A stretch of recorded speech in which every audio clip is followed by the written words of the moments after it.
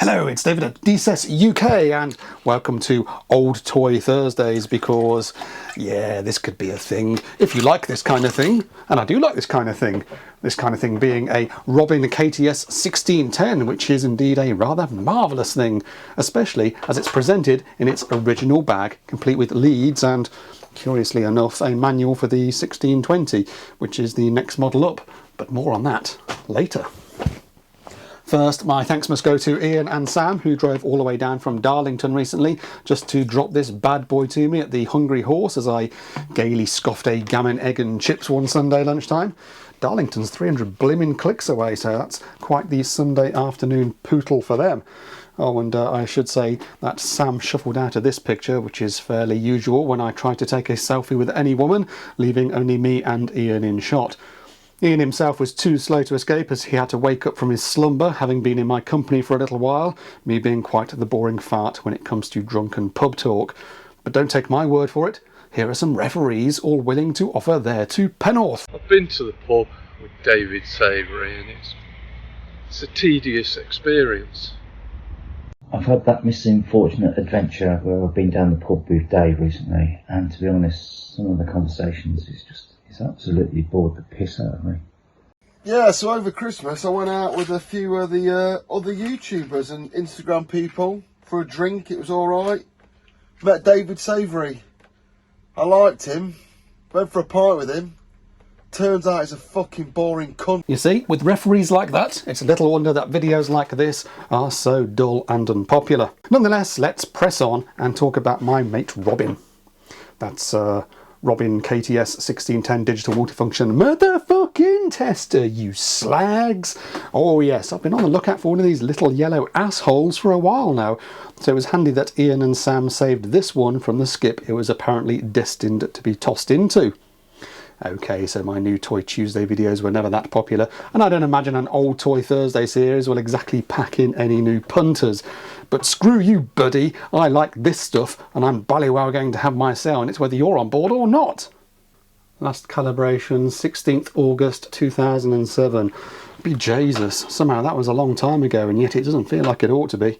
I remember when the 2000s were way off in the future, a future filled with spaceships and robots and Death Stars and shit, and now it's like the 2020s, and the only futuristic thing I have to boast about to my child self, shall I ever go back in time to that spotty, bald-headed, unpopular little wretch, is that I can now easily view pornography on my telephone instead of having to look for it ripped out of jazz mags and shoved into the bushes around the school playground.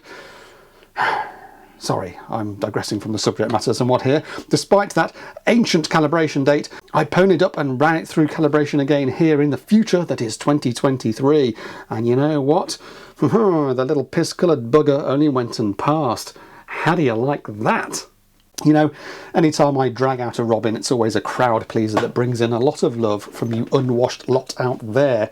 It seems to me that Fluke really rather dropped a bit of a bollock, at least here in the UK, when they bought out Robin, because the brand carried a lot of respect on these shores back then, and they still do for sparks of a certain age. Instead of cashing in on that brand loyalty and product heritage, Fluke seemed to have bunged Robin into a black bin bag along with a couple of bricks and hoyed it into the nearest canal, as one indeed might with a litter of unwanted puppies perhaps. Nonetheless, Fluke's machinations ultimately put paid to Robin, which is a damn shame because there's some innovations for me to point out here, albeit also some glaring flaws, and this won't be my last word on Robin either. Yeah. For now though, I'll point out that many key Robin people jumped ship when they were boarded by the pirates at Fluke and rowed their lifeboats towards Japanese company Kairitsu to create Q-Tech, which itself seems to command something of a cult following. To my shame, I don't have any Q-Tech multifunction gear in my collection, at least not at the time of recording, but I suspect Robin aficionados would find a natural home among Q-Tech equipment, and that any Robin aficionados watching already well know that. Anyway, I'll talk about form factor later, but first, functionality, and also a confession. I've gone and killed the fucking thing, which is really, really annoying, especially seeing as I just blew 30 quid getting it calibrated. I can't be the first to fall foul of this, but I'll explain what happened, and you old school Robin users can let me know in the comments if you were ever caught out too. The 1610 has a very clear demarcation between dead testing and live testing, which to me is one of its drawbacks. For dead testing you have two probe ports. For live testing you have an IEC connector. This sliding cover means you have to insert the right lead for the job. On modern MFT, of course, the leads plug into a single set of ports and one simply selects the test of choice, whereas the 1610 would require a lot of lead swapping if used in anger out in the wild. Personally, that would piss me off, I reckon, as I don't think I'd have the patience to keep changing cables. So if it has dedicated ports for dead testing and live testing, what happens if one plugs the dead test leads into a live supply?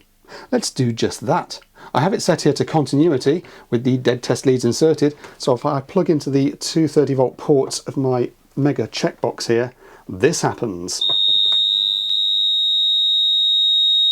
Well, the distinctive sound of a cat being slowly run over by a 1996 Ford Scorpio is a pretty clear warning not to proceed with the dead testing because of the live supply. Let's say though, for the sake of argument, some drunken asshole was making a video about this very thing and he wanted to demonstrate this warning. But the colossal dickhead didn't realise the test button was already locked in when connecting it to that live supply. Yeah, that happened. And not only did it blow the fuses in both my checkbox and the Robin, it seems to have also fried something on the PCB in here, because sadly both the resistance and IR functions of this thing are now non-operable.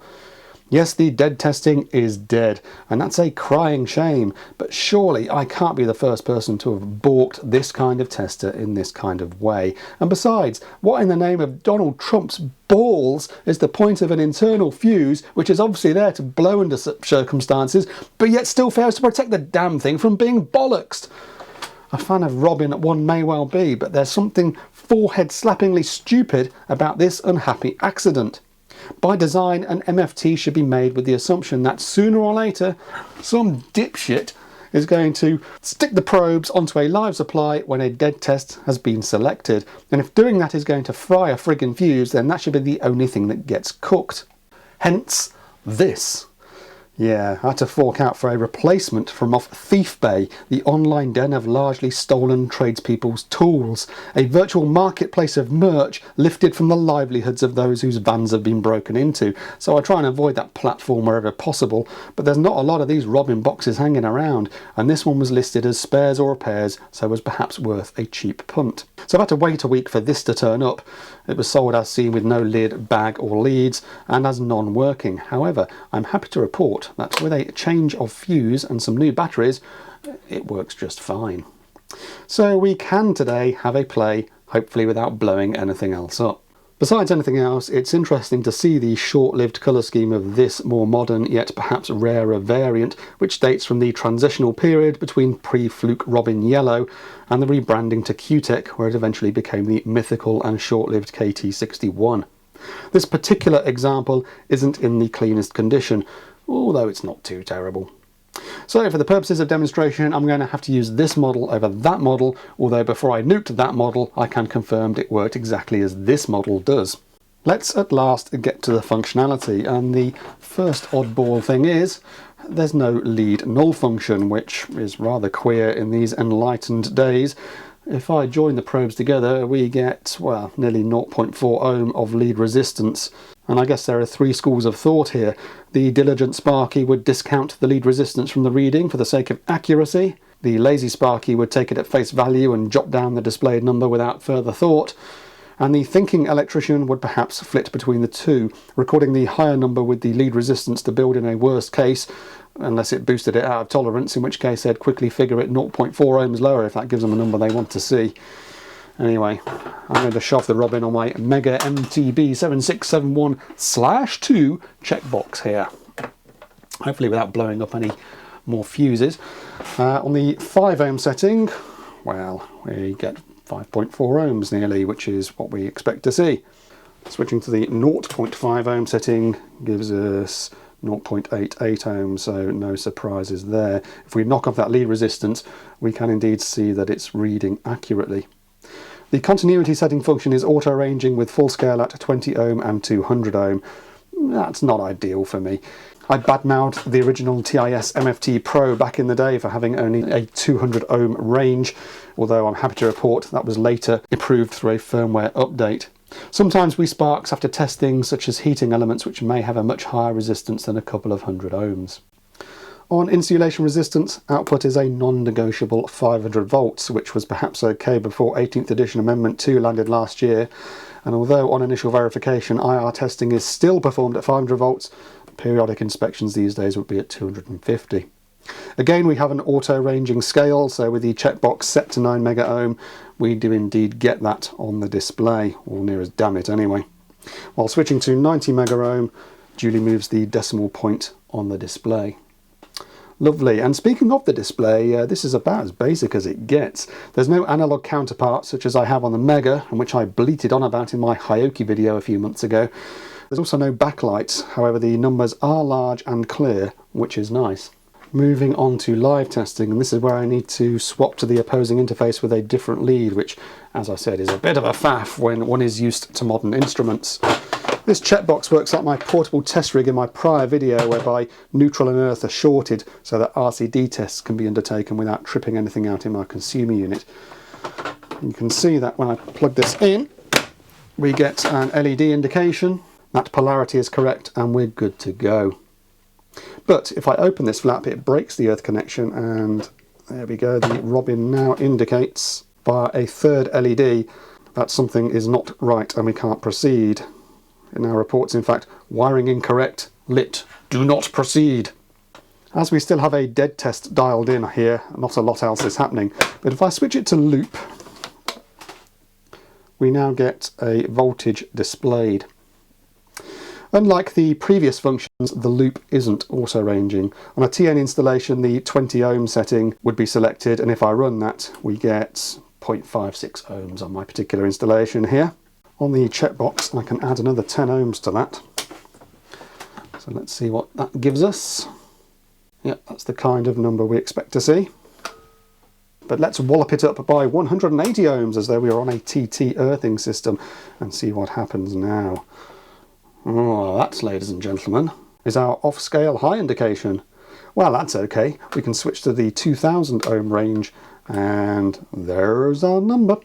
The 1610 does not support no-trip testing, so this instrument is fine for supplies and circuits that aren't RCD protected, but of no use for live impedance testing where RCDs are present.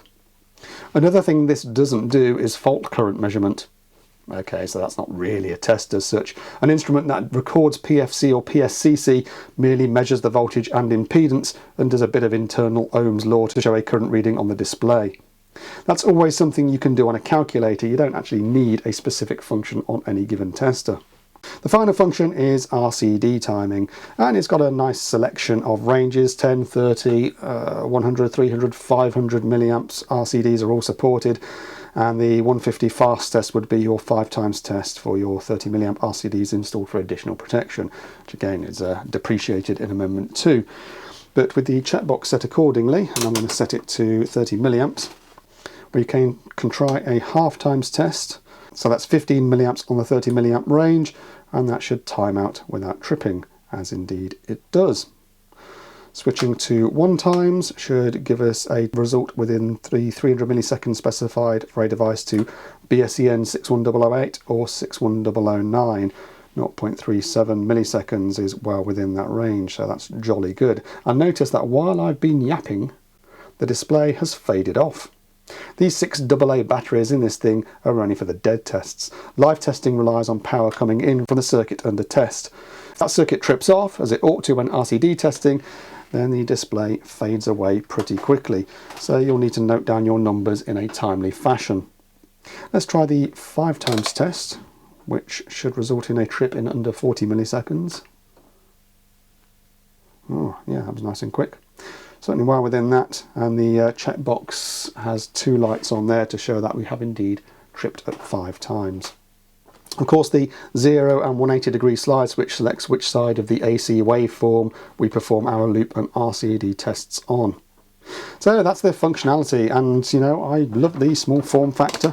It's surprising to me that an MFT can be squeezed into something of this size, because pretty much every other model of a tester is a bigger and heavier affair. Okay, so the 1610 has a few emissions, but the 1620 had a very similar form factor, yet has all the whistles and bells this model is missing, including lead nulling, 250 and 1000 volt IR ranges, fault current testing, and a 2000 ohm resistance range. The 1620 still lacked the no trip loop function, and the manual helpfully suggests you remove the RCD from circuit and replace it with a breaker. Yes, that's handy. Robin also came out with the KTS1610, which is a whole new ball game and about as rare as hen's teeth, but I hope to get my talons around one someday. The biggest flaw with this instrument is that it is totally unforgiving if the wrong selection is made, especially if the test button has been left locked on. That's what fried this model, and in making this video I've blown 3 fuses in my checkbox while off camera when the wrong dial happened to be set either on the box or the instrument. You may just think I'm a clot, but it is so easy to have the wrong dial set or to forget the test button is locked in when switching between test functions. One really has to work very carefully and to think about each operation, because blowing a fuse may be a pain, but it's all too easy, it seems, to wholly balk the whole bloody instrument. The 1620 manual even says as much. Turning the dial with the test button locked may damage the instrument. Well, in that case, design it so the button can't be locked in, or have it so that the dial can't mechanically turn when it is, or make it so that a test cannot be started electrically if the dial is changed while the button remains depressed, or install some kind of resettable cutout or something. Okay, let's open up this little thing and, well, see what's inside it. And then maybe somebody out there can give me some advice as to what I may have blown up in the thing and how I can perhaps repair it. But as I say, we might be able to make a worker out of this yellow one again. I think I prefer the aesthetic of the case of the yellow one, but I'd quite like to use the other one as set dressing. First thing to say, I really do not like these battery connectors. I prefer a fixed tray for inserting my batteries into, as opposed to this arrangement that's on a connector and is a bit flimsy. I've seen a few of these Robins where, well, this one's actually broken there as well, and those wires, they don't look like they're up to much, do they? So I'm not a particular fan of that. This is the fuse inside. I think I might actually use my pliers to extract it, if I can extract my pliers, that is. So normally you've got this 500 milliamp fuse, there's a spare one sits in there, which came in handy when I blew this one up, and then this one sits in here, and this is, I presume, the thing that is supposed to protect it from stupidity of people like me who plug it into a live supply with it on a dead test and with that bloody test button locked in. So this is a working fuse, and interestingly the grey Robin has a different fuse. It has a normal 20 by, what is it, 20 by 500? I can't remember the size of the damn thing now. I'll print it on the screen if I haven't done already. So this is a different fuse to what that one uses, but it's not the fuse at fault. We have some little plastic screws here. There's one just here. Let's get that out. I probably shouldn't be doing this over a slatted table, because I'm probably going to lose a screw through the slats, which isn't very clever, and I probably shouldn't be doing it while I'm as half cut as I am. I moved on from the whiskey and coke onto a white wine now. Oh yeah, God man it. Oh, it's going to finish me off, this stuff.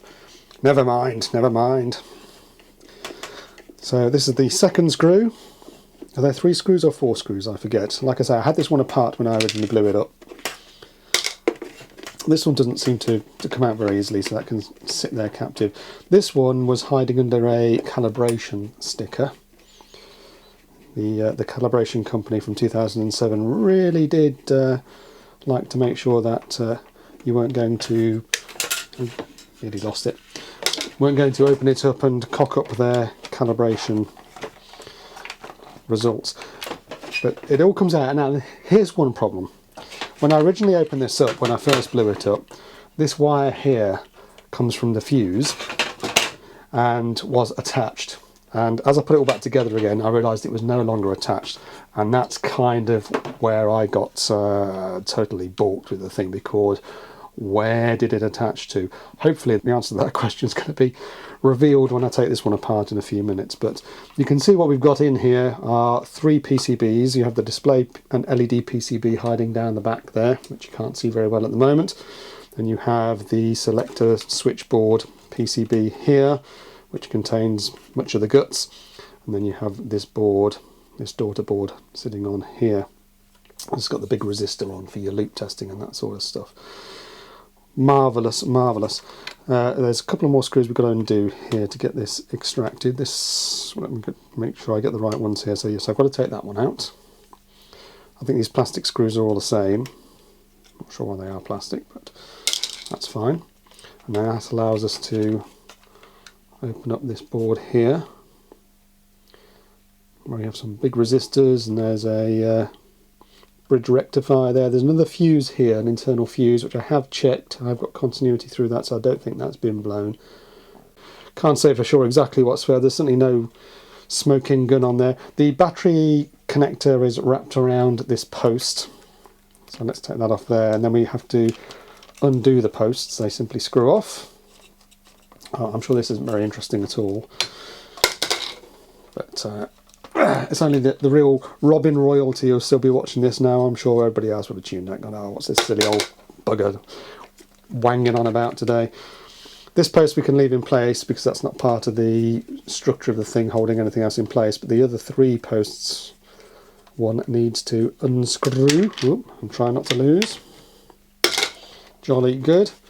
And then that allows us to lift out the selector board. Now we've got to be very careful here because this caught me out before.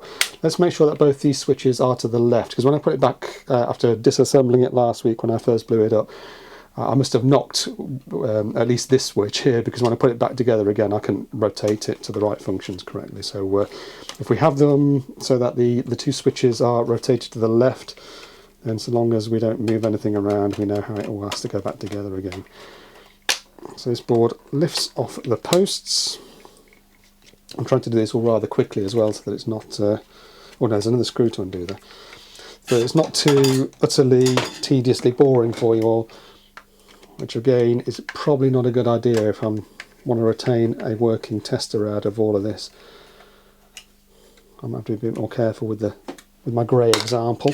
There we go, now it should lift off. Yeah. Yeah, boy! There's not a lot of room for manoeuvre, and the switches do all sort of pop off. And that's about as much as I took it apart last time, so I'm kind of... It looks like if I have to go any further, I'd have to desolder the terminal ports, the IC connector there.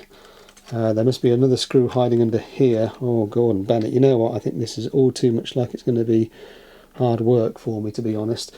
Not impossible, it's just, is it worth me risking the life of what is my working tester to resurrect this? Maybe not. I think I might just hand this over to you lot out there to say, look David, this is a common thing that happened to Robin equipment. You're not the only complete doofus to have blown one of these up, and all you need to do is to change this particular diode or internal fuse or resistor or something in here somewhere that, my eyesight's failing. I can't even see what half this stuff is anymore, let alone do anything about it. I really must go and get some glasses. There's a whole bunch of potentiometers here, which is interesting. I wonder if a twiddle of those could sort of null out the 0.4 ohm of lead resistance. Both of these reported 0.4 ohm of lead resistance, so they're both fairly consistent with that. I wonder if there's a twiddle on there that one may adjust to sort of get rid of that for the most part. And if so, wouldn't it have been better for that twiddling to have been on the outside rather than locked away inside where you can only get to it through disassembly? I don't know, you tell me. Anyway, I think that's about as far as I'm going to go with this because, you know, white wine. So I'm terribly sorry, Ian Sam, that you came all the way down from Darlington to present me with this wonderful, wonderful instrument. This lovely falling apart beast. And that then I subsequently, through my own ineptitude, destroyed. However, let's not lose hope completely just yet. And we do, of course, have the rather marvellous if slightly grubbier, grey model there. So yeah, it's not a total loss. I still hope to get my hands on perhaps the 1620, but certainly that 1630, that looks to be quite an interesting bit of kit. And I'm rather kicking myself because an example of such was available on Thief Bay a week ago, again listed as not tested as working because the person selling it didn't have any leads and probably didn't even know what the hell it was the impression I got from the listing. And I kind of sat on my hands a little bit and thought, shall I? And then someone else swooped in and got it, which is a shame because they're so rare. And for one to appear for 80 quid, who cares if it worked or not? I should have just got it so I could have made the video about it. But I might open up this this grey one in just a moment just to see where this wire goes because, yeah, that ought to be back in place really before I can attempt any kind of repair on the rest of it. Just as an epilogue, opening up the grey Robin reveals that the connection to the fuse goes here.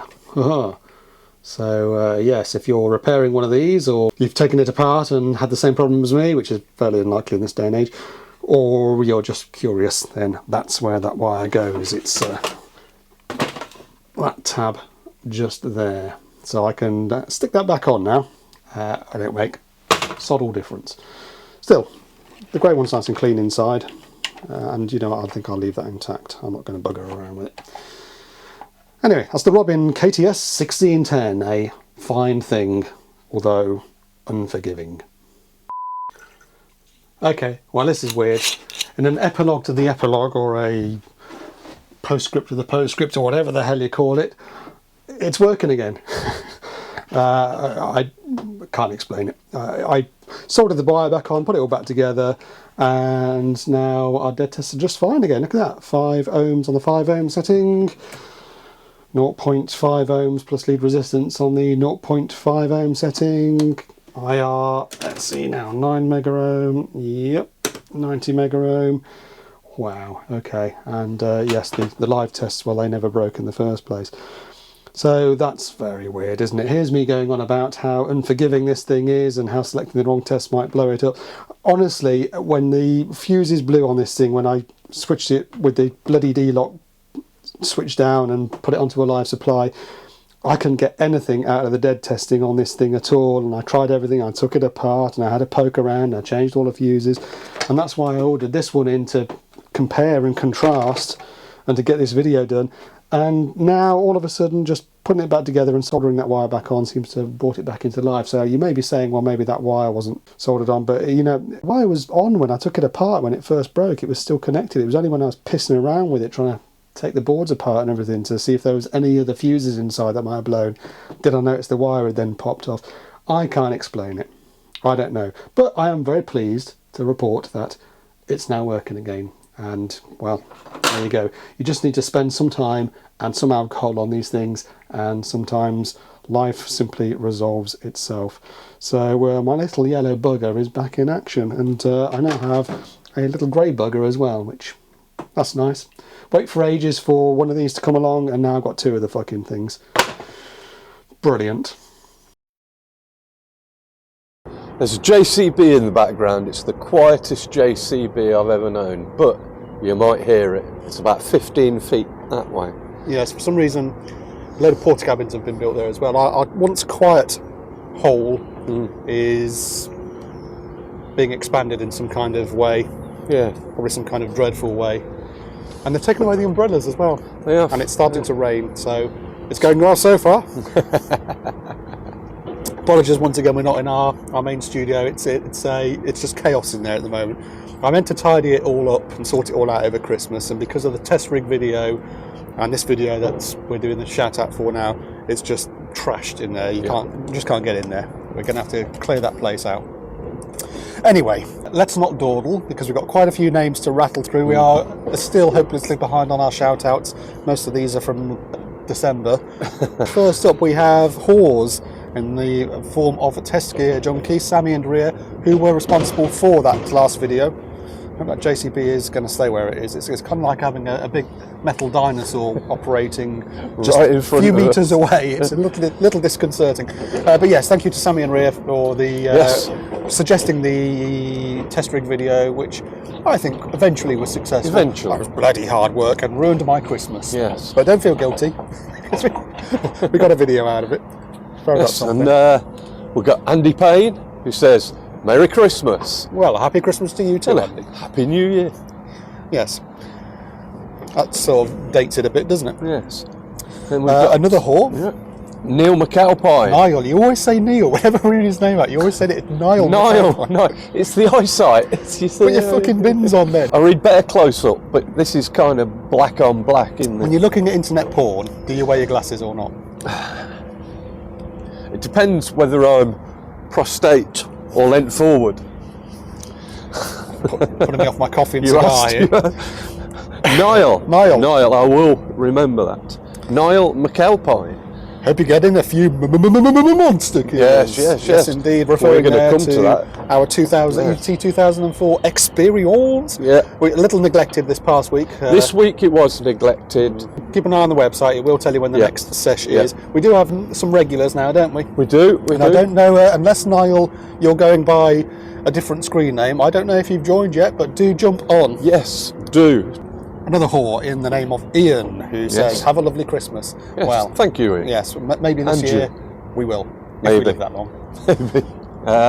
We got Ben Robinson. Another whore. It's very whore heavy. Yes. This one. Keep those videos coming. We shall certainly try We will try. in a half-assed way. Yes. We're actually back at the Manor House today. The Yes. Manor House having their kitchen done. Don't know if we'll film it or not. Let's see. We've got We the don't know camera with what us. we're up to there today. We've got to see. Right. Andy Hills. Keep the Jolly Japes going for 2023. We certainly will, and thank you once again, Andy Hills, a regular contributor there. I'm going to have to fire up my lighter again. I'm hoping Dave manages to finish this cigar before 2024. This is a particularly large cigar. And while he's lighting that, I'm going to go to another a virgin. I was going to say another whore, but he's a virgin. The Moby Dicky. Shouldn't be a virgin with a name like that. You and that useless wanker have brightened up many a day. No polish and fakery. I know this ain't much, but I hope it makes it a little easier. And you know what, Moby? You're right. He is a completely useless wanker. It's old age for you. Because I know you were talking about him, weren't you? Thank you for your contribution to Moby Dicky, and welcome to the club. Another virgin to welcome to the club is Sam Stride. Good old Sammy Stride, never change, says Sammy Stride. change. Well, We'll see. we'll see. Might do, might not, probably won't. Another virgin. No, it's all whore heavy, and now we've got virgins coming out of our ears. Steve Wilshaw. Best wishes for 2023, you wonderful old gits. That's us. Yes, yes. Now this one, interestingly, this is a virgin, although we have mentioned him before. This is Andy Curl, who Yes. says, did the import stogies pass muster? They are indeed very smooth. Yes. Although Dave has this one said- seems to have gone out. I can't trouble relighting. Dave has said how they blow those Asda cheap cigars. Asda cigars out of You've the water. spoiled me now, and I can't You've get this spoiled one. him. Can't get that to light, so I can't get that to light. So that's my cigar Yeah, we need smoking curtailed. We for need the to moment. arrange one of these flamethrower I lighters need for to him, get so it something doesn't go that's out got a in the bit more power to it. But yes, these stogies do indeed pass muster, and thank you for once again smuggling them into the country. Yes. Up your asshole. A whore in the name of Ivor Biggin, I have a big one. who leaves no comment, and with a name like that, why would you? You There's wouldn't. nothing else to say. That's all that's needed. But not the first contribution from Ivor Biggin. Yeah. Then we've got a whore, David Patterson. Hello again from across the Irish Sea. An Irish David. Hello, David. Yes, thank you for contributing, David, and I hope you've got better weather over there. Although it's probably unlikely. I've been to Unlikely. Ireland and it rained a lot. Right. Final virgin, at Chris Fox _89. Yes. Happy New Year. he says. New Year. Well, Happy New Year to Yeah, well, you, we're a little Chris. into it now, but yes, as long as we still haven't caught up on the coffee shout-outs. Is there another video? There is another video that's in progress at the moment, so maybe that'll help us catch up. One super wank to read out, which is again another generous contribution from anonymous Mark Eastwood, who is an orange super wanker. Orange. Yeah, yeah. Yep. You have to spend a bit to be an orange super wanker. So Thank you. and that's not the first time he's done it. Thank you, Mark. Very generous of you. Yes, very. And finally, special mentions go once again, and they've already mentioned in this video, to Ian and Sam, without whom this video would not have been possible. Hopefully, we're away from the construction traffic and in our proper hole again next time. Yeah, if it needs a tidy round. Yeah. Well, I can't have my cigars in there, so that's why I wanted to come out here today, as well as it being a mess. Mrs. Gear slap Although you. the fact that this one's gone out is a bit smoke. It's because you're yakking. It You've is. got to concentrate I know. to smoke I'm a stogie talking that big. You've got to next time, concentrate. you read it all out, and I'll just sit here puffing away. Yes, like fucking you usually steam do. engine. Lots of puffing. Anyway, that's enough of that. Ta-ta for now. Catch you on the next one. See ya.